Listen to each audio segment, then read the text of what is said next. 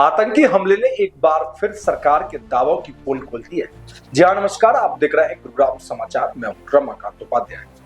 जम्मू कश्मीर को लेकर केंद्र सरकार द्वारा विगत वर्ष में बड़े बड़े दावे किए गए। 370 की समाप्ति के बाद केंद्र सरकार द्वारा जम्मू कश्मीर में सामान्य हालात बताए जाने के दावे बार बार किए गए, लेकिन कड़वी सच्चाई यह है कि केंद्र सरकार जब जब जो दावे करती है वो सब हवाई साबित होते हैं। हाल ही में पहलगांव में हुए आतंकी हमले ने एक बार फिर केंद्र सरकार के दावों की पोल खोल दी है। अगस्त 2019 में अनुच्छेद 370 को समाप्त कर दिया गया था। केंद्र सरकार ने नए जम्मू कश्मीर का सपना दिखाया था।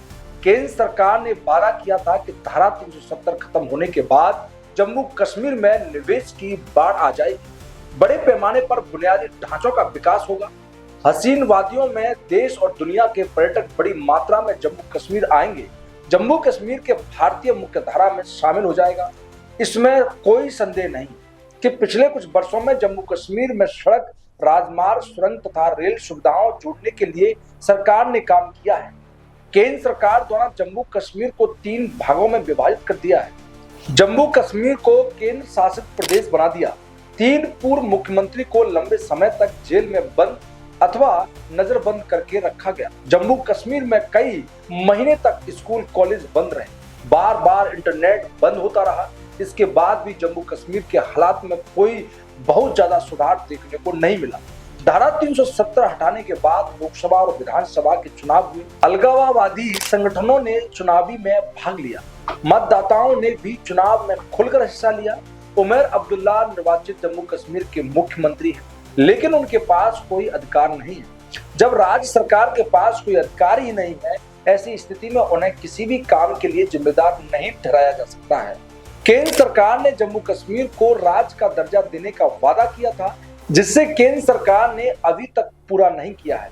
पिछले कुछ समय से कश्मीर की घाटी में पर्यटन बढ़ा है, इससे इनकार नहीं किया जा सकता कि इसी बीच आतंकी हमले भी समय समय पर होते रहे हैं। सेना के जवान भी लगातार मरते रहे।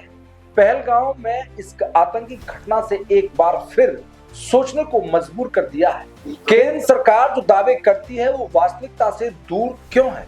जम्मू कश्मीर के आंकड़ों को केंद्र सरकार हमेशा छुपाती रही है।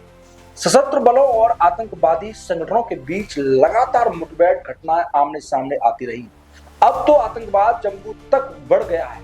अविभाजित जम्मू कश्मीर राज्य से चीन, पाकिस्तान, बांग्लादेश की सीमाएं लगी हैं। अभी तक कश्मीरी पंडित घाटी में वापस लौटकर नहीं आ पाए हैं।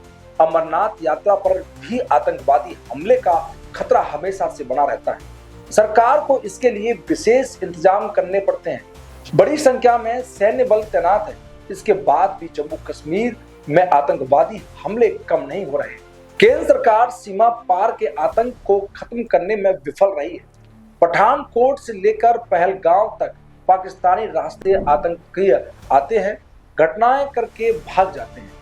यह भी कहा जाता है कि पाक अधिकृत कश्मीर में आतंकियों को ट्रेनिंग दी जा रही है। पिछले 11 वर्षों से केंद्र में नरेंद्र मोदी की सरकार है। जम्मू कश्मीर भी लंबे समय के केंद्र सरकार पर काबिज है।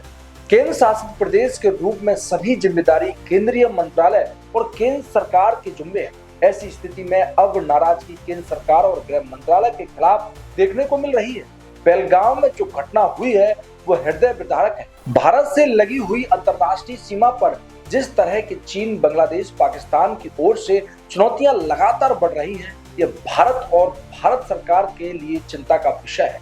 कुछ दिनों के बाद अमरनाथ यात्रा होनी, निश्चित रूप से आतंकवादी जिस तरह से अभी तक अपनी उपस्थिति बनाए हुए हैं, उसका देखते हुए केंद्र सरकार को गंभीरता से विचार विमर्श करना होगा। स्थायी समाधान के लिए नीतियां बनानी पड़ेंगी। पाकिस्तान के ऊपर दबाव बनाने के लिए अंतर्राष्ट्रीय शक्तियों का दबाव पाकिस्तान में बढ़कर इसके लिए भारत को कूटनीतिक प्रयास करने चाहिए। तमाम ऐसी खबरों के लिए गुरुग्राम समाचार को देखते रहिए। हमारे चैनल को सब्सक्राइब करें, फॉलो करें। नमस्कार।